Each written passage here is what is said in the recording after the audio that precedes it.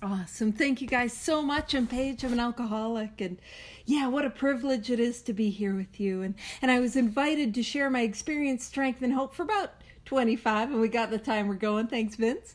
I like to share my experience, strength, and hope through a format that's known as the Big Book Bounce Around, where we bounce around the book and I share my experience, strength, and hope with the illness that is alcoholism and recovery from it. And the meeting that we're at today is called Bare Bones. And I thought, man, what an amazing name for a meeting. And it made me think if anyone here is familiar with the well-known speaker, Mark Houston. Does anyone remember him? When you never had to meet him, but he was a well-known speaker in Alcoholics Anonymous. And he spoke about being the hollow bone.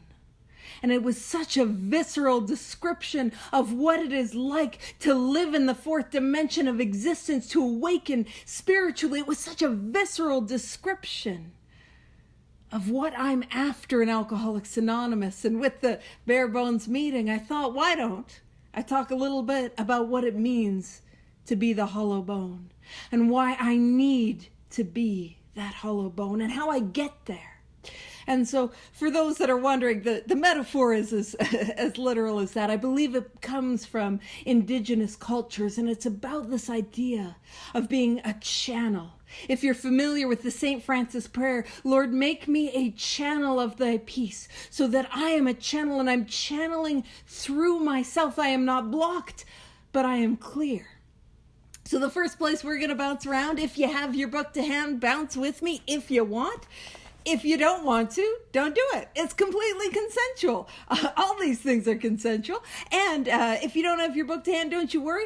I'm doing the reading. So where we're going to pick up today is on page 66.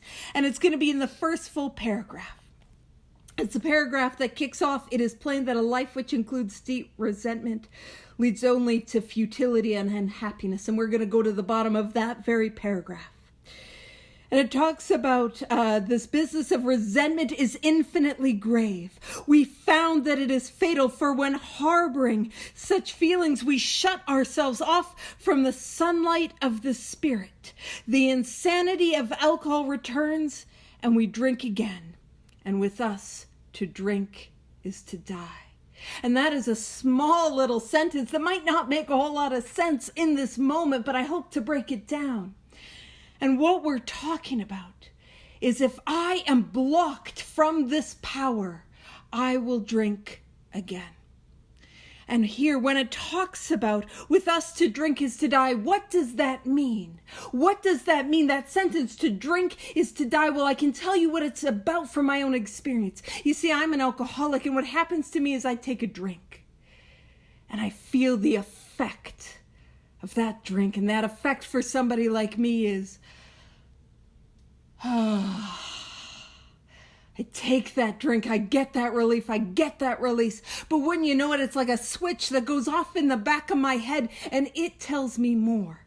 And the more that I drink, the louder that more gets. And I take that first drink, and that first drink demands a second, and that second drink insists on four, and that fourth drink will not relent until I've had 8 drinks, and the 8th drink is screaming at me until I've had 16. You see, I start to drink and I get thirstier. You see, I start to drink and I cannot control the amount that I take every single time. Does that sound familiar? I take a drink and I cross these lines in the sand I said I would never cross. I take a drink and I do things I said I would never do. I hurt people in ways I said I would never hurt people. And that is what it means to drink is to die. But when we talk about the insanity of alcohol returns, what we're talking about there is singularly the obsession of the mind. And the obsession of the mind happens when I am sober. In fact, it happens when I am as sober as I am today, but this illness is untreated. I will get a thought, and that thought looks something like, this time will be different. Nobody will ever know. I just got to get it out of my system. I'll have 3 drinks. I'll get it back together on Monday. It looks like if you're feeling the way that I was feeling, you'd have to drink too. It looks like a thought that is on me all day. And it starts with just take a drink, just take a drink. Just take a drink, just take a drink, just take a drink until, man, what little willpower I had is eroded away. I have a drink in my hand and I do not know how it happened. And just as much as it's that, is it's me living my life. I don't want to drink, I don't want to drink, I don't want to drink. And I take that drink. And I'm baffled as how I got there. You see, the obsession of the mind means I will drink again. And what we're getting a lens of, is what alcoholism is. You see, alcoholism is the allergy of the body and the obsession of the mind. And the allergy of the body means that I can never, ever safely drink again. But the obsession of the mind means that I will. And so what it is saying is that when I harbor feelings, when I'm holding on to resentment, another way to look at it is that when I am blocked, and we're going to talk about the stuff, at least the stuff that's in me. I know it's not the stuff in you, but the stuff that is in me that is blocking me from this power. Because what I need is I need to get unblocked and I need to live and to be in the sunlight of the Spirit. And that is the solution that Alcoholics Anonymous offers. The solution that we have is a spiritual awakening.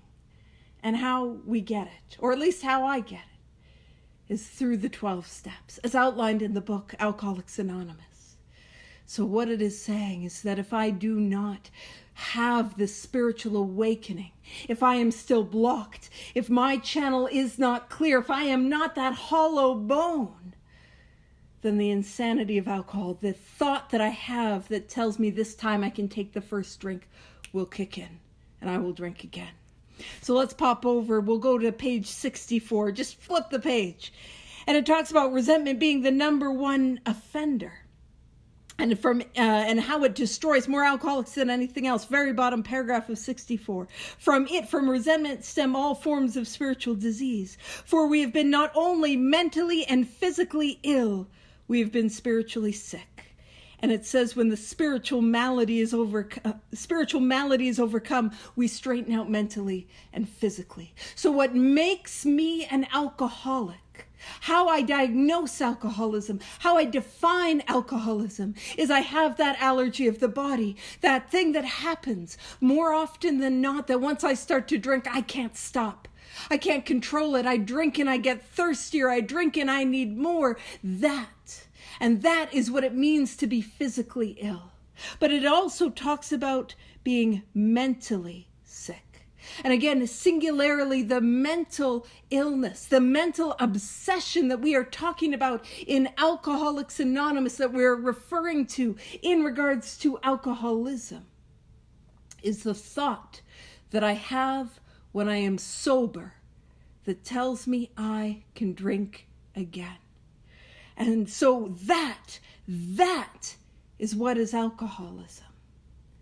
But there's something else going on. There's something else that's a little bit deeper. Now, at a different part of our book, we refer to it as restless, irritable discontent. On page 52, the bedevilments, they describe this feeling of uselessness, this inability to make a living, this prey to misery and depression, a feeling of uselessness. I can't be of real help to other people. That is another way to describe what we're talking about. You see, underneath the obsession and the allergy is the spiritual malady. And the spiritual malady is not limited to alcoholics. There are spiritually sick people. And if you guys are based in LA, you'll find them in LA traffic, I'm sure of it. You know, they are not alcoholic. They are not drug addicts. They don't have any sort of like illness the way it manifests itself for us as alcoholics. But they live with a spiritual malady. They live with the pain of sobriety.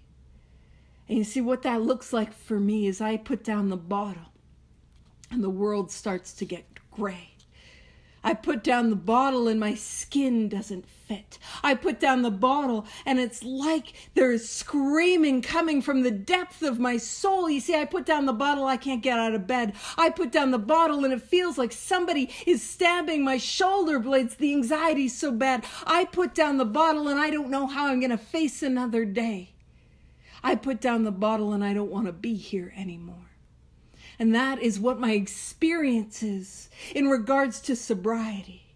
Now, that doesn't make me an alcoholic, but I want to be clear. That is what we treat in Alcoholics Anonymous. We treat the spiritual malady.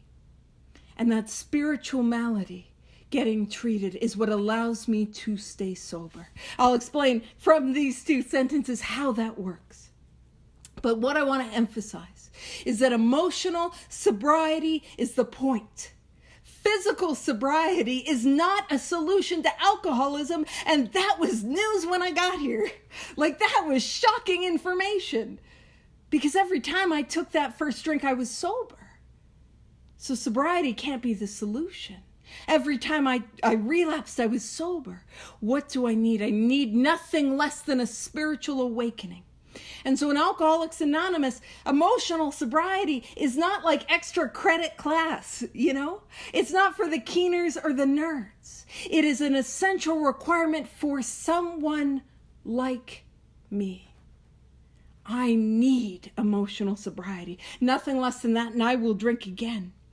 But it goes, so in what we read, when it says we've been not only mentally and physically ill, we've been spiritually sick.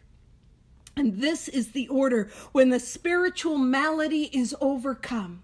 So when I treat the spiritual malady with the spiritual awakening that happens as the result of the 12 steps, what happens is I fill that hole in the depth of my soul that nothing could fill. And I fill that with conscious contact. I fill that with a connection to a power greater than myself.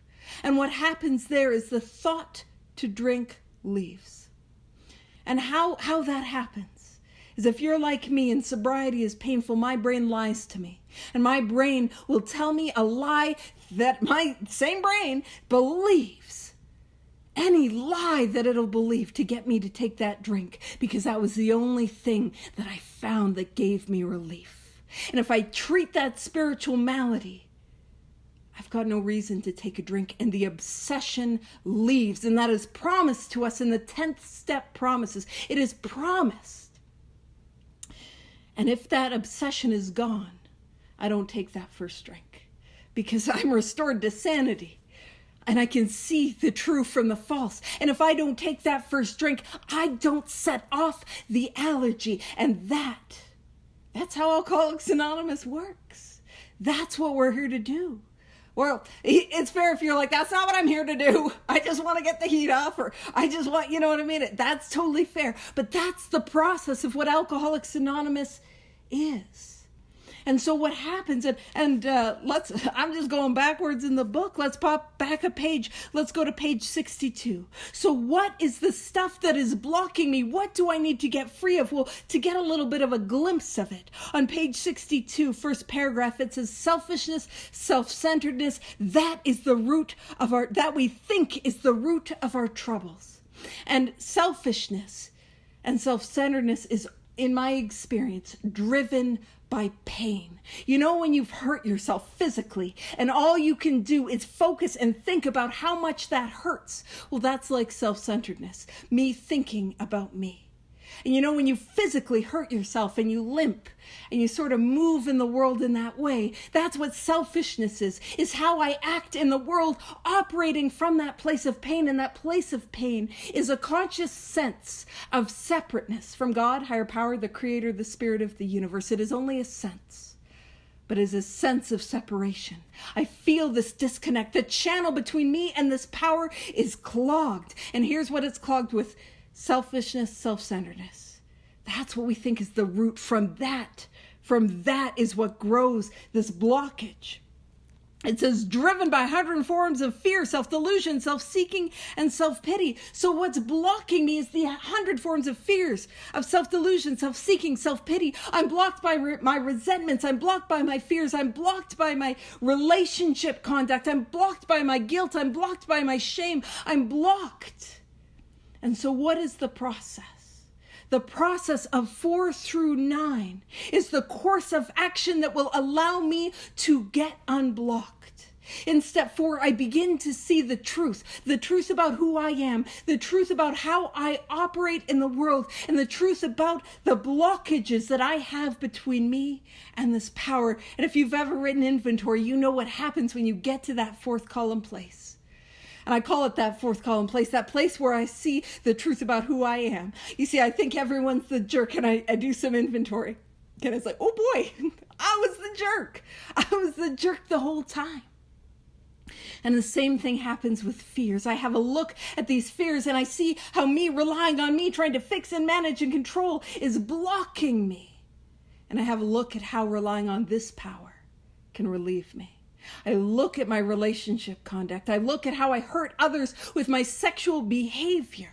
And I look at how I can do differently in the future, and that becomes a sane, sound ideal that I can take to prayer and meditation. When I share that with God and another human being, I get the true lens of what needs to get cleared, what needs to get removed. And then I spend an hour in quiet reflecting on the work that I've done.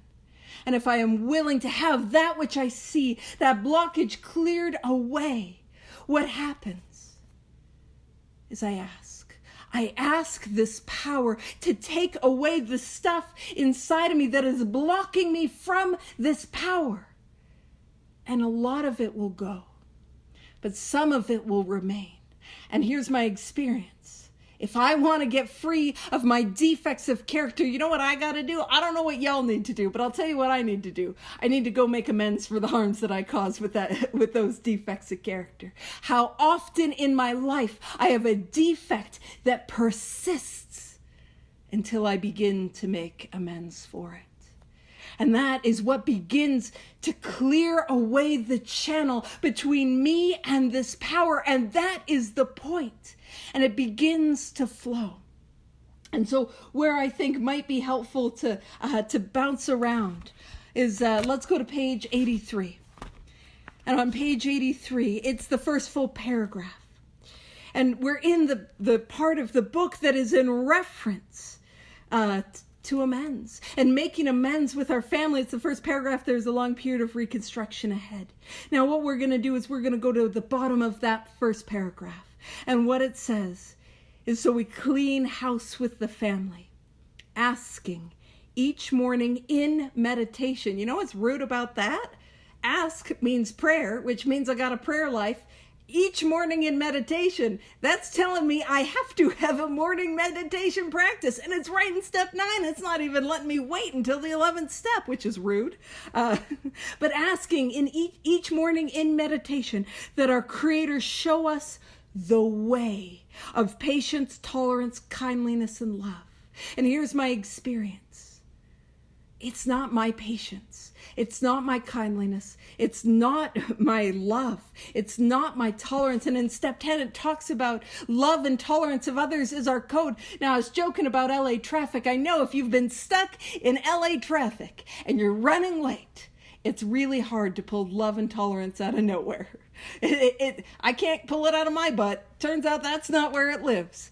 And see, here's my experience. What I need to do is I need to turn, instead of intangible concepts, I need to turn to the tangible actions of the 12 steps to get me unblocked, to have a tangible experience. And what happens is that power flows through me. God's love flows through me. God's patience flows through me. It's not mine. Mine is finite, but this power is infinite.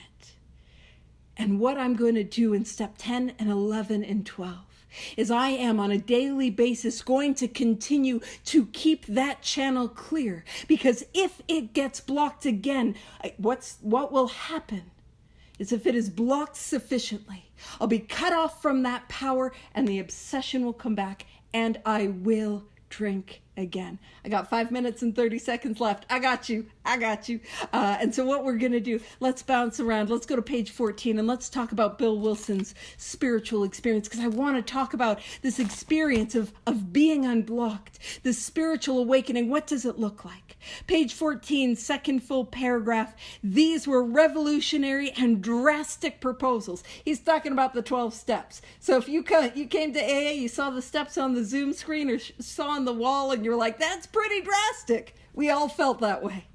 And it says, but the moment I fully accepted them, which is to say, he took the actions of the 12 steps. After he took the actions, the effect was electric. There was a sense of victory, followed by a peace and serenity as I had never known. There was utter confidence. I felt lifted up, as though the great clean wind of a mountaintop blew through and through.